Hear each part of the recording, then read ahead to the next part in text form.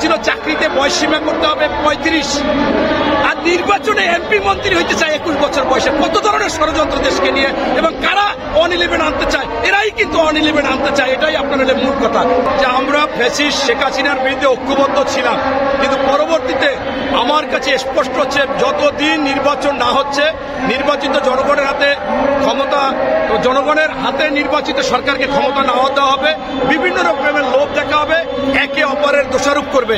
আপনার সেইটাই হচ্ছে আজকে বিএনপিকে অলরেডি আওয়ামী লীগের দোষর সাজিয়ে দিচ্ছে।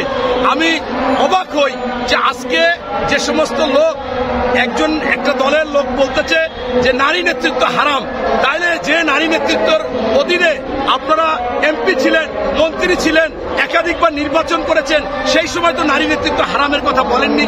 এরপর আমরা দেখি যে ইসলামী দল একটার সাথে একটা মিলেছে, এই জন্য একটা দলের প্রধান বলতেছে যে আমরা যে মিলেছি, হ্যান্ডশেক করেছি, এতে একটা দলের মাথায় ঠাডা পড়ছে।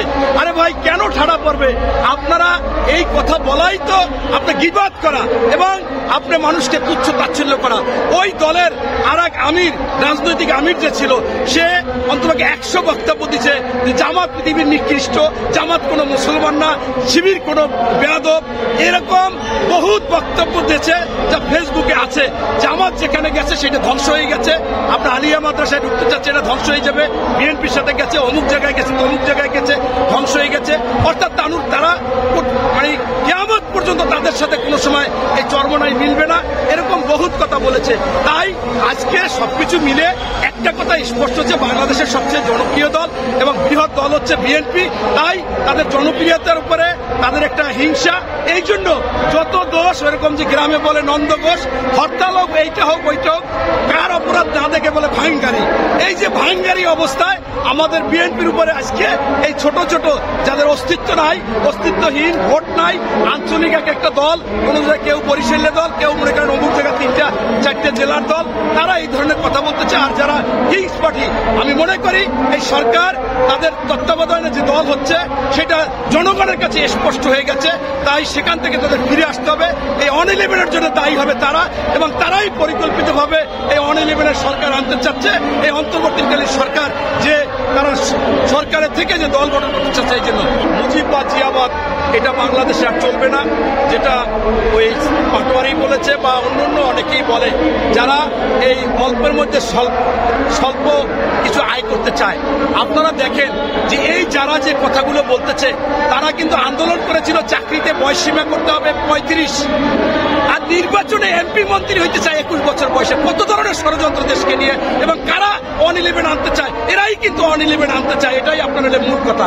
কিভাবে তারা 35টা চাকরিতে এবং শুরু করবে চাকরি 35-এ, আর উনি এমপি মন্ত্রী হইতে চায় 21-এ, যেখানে 25ই হচ্ছে মানে খুব একটা ভালো হয় না, আরো একটু বাড়াই দিলে ভালো হতো।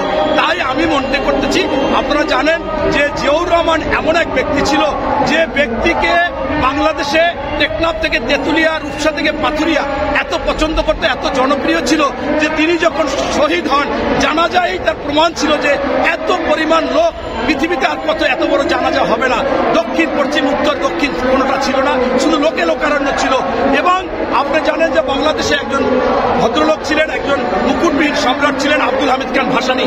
তিনি যখন মৃত্যু সজ্জায়, তার একনিষ্ঠ লোকরা যখন তার কাছে দেখা করতে গেছে 10-12 জন, তখন তাদেরকে বলছে যে আমি হয়তো মৃত্যুবরণ করব, তোমাদের কাছে আমার অনুরোধ, তোমরা একটা ছেলে বাংলাদেশের জন্য কাজ করতে চায়, এত কাজ করতে চায়, এত মন প্রাণ দিয়ে কাজ করতে চায়, তার জন্য তোমরা সহযোগিতা করবা, তার পাশে থাকবা। সে হচ্ছে জিয়াউর রহমান। তখন তারা প্রশ্ন করেছিল যে হুজুর, কেন আপনি জিয়াউর রহমানকে এত ভালোবাসেন? তখন তিনি বলেছিলেন যে আমি আপনার ব্রিটিশ আন্দোলন করেছি, ভারতবর্ষে আন্দোলন করেছি, পাকিস্তান বিরোধী আন্দোলন করেছি, এখন বাংলাদেশ স্বাধীন হয়েছে, আমি কমপক্ষে 1000 রাষ্ট্রনায়কের সাথে কথা বলেছি, আমি পৃথিবীতে একজন রাষ্ট্রনায়ক পাইনি যিনি জিয়াউর রহমানের মতো নিঃস্বার্থপর, নির্লোভী এবং পরিবারতন্ত্র। তোমরা কি তার ভাইকে চিনো? তার কয় ভাই, কয় বোন, তার শালা আছে কিনা শুনুন, তোমরা কেউ জানো? বলে না। কেন জানো না? কারণ সে পরিবারতন্ত্রকে কখনো গুরুত্ব দেয়নি। এবং আপনার পরবর্তীতে প্রমাণ পেয়েছেন যখন তিনি মৃত্যুবরণ করেন, যাকে মারা হয়, তখন তার একটা ব্যাংক ব্যালেন্স ছিল না, গাড়ি ছিল না, বাড়ি ছিল না, আপনার কোনো কিছুই ছিল না। এবং পরবর্তীতে বাংলাদেশে অনেকেই এরকম মারা গিয়েছে, অথচ আওয়ামী লীগ বলেন, জামাত বলেন, জাতীয় পার্টি বলেন, সবাই কিন্তু এই প্রেসিডেন্টের আগে একটা কথা বলে, শহীদ প্রেসিডেন্ট জিয়াউর রহমান। এটা কিন্তু একটা ওনার আল্লাহ তাআলা থেকে দান করেছে, কারণ আরো তো অনেকে হয়েছে, তাদের নামের আগে তো শেখ মুজিবকে তো শহীদ শেখ মুজিব বলে না। এইটাই হচ্ছে যে জিয়াউর রহমান কখনো তাকে জাহের করা, তার পরিবারকে জাহের করা, তার সন্তানদেরকে জাহের করা, এইটা কখনো পছন্দ করতো না। তাই এইটা হচ্ছে ভণ্ডামি। যারা বলে তারা আমাদের জিয়াউর রহমান, শহীদ প্রেসিডেন্ট জিয়াউর রহমানের সাথে বেয়াদবি করতেছে। আমাদের জিয়াউর রহমান কখনো জিয়াবাদে বিশ্বাসী না, মুজিবুর রহমান বা আওয়ামী লীগ মুজিববাদে বিশ্বাসী, এই কথাটা বলাও ষড়যন্ত্র। তাই আমরা মনে করি যে আমরা জিয়ার আদর্শে চলবো, এবং জিয়ার আদর্শে যদি ওই যে বলেছে তাকেও বলবো যে ভাই, তুমি যদি জিয়ার আদর্শে চলো তাহলে তোমার পায়ে স্যান্ডেল থাকবে না, তোমার হাঁটতে হবে, গাড়িতে তুমি চলতে পারবে না, তুমি ওই কম দামের কাপড় চোপড় পরতে হবে, তুমি তো সেটা পরবে না। এই জন্য আজকে জিয়াকে নিয়ে এই সুরসুরি দিও না। জিয়ার হইতে হইলে তোমার মতো আরো 100 বার জন্মগ্রহণ করতে হবে। তাই আমরা বিএনপি জিয়াবাদে বিশ্বাসী না, এবং এই জিয়া মুজিববাদ হতে পারে।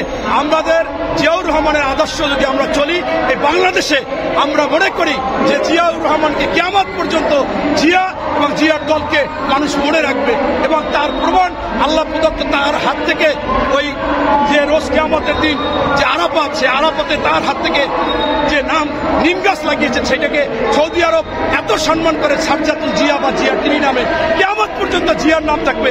এই জিয়ার দিকে কোনোদিন আঙ্গুল তুলবে না, এবং আমরা কখনো জিয়াবাদকে বলি নাই।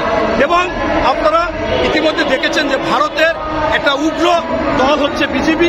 এই বিজেপির নেতাদেরকে এই খুনি হাসিনা, শেখ হাসিনা টাকা পয়সা দিয়া, ওই ময়ূক রঞ্জনের মতো লোকে টাকা পয়সা দিয়ে উন্মাদগিরি করাচ্ছে।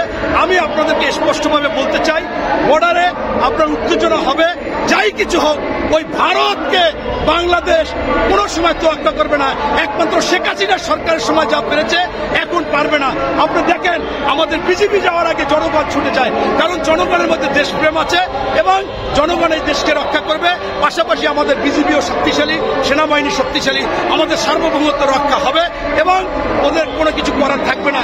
কারণ ওরা মূলত জানে যে ওদের প্রতিবেশী কোনো রাষ্ট্র, ওদের বন্ধুত্ব নাই, কোনো সুসম্পর্ক নাই, সকলেই ওর শত্রু। কোন রকম বাংলাদেশে আঘাত করলেই ওরা ভেঙে চুরমার হয়ে যাবে, এবং 7 সিস্টারও ভেঙে শেষ হয়ে যাবে। ধন্যবাদ।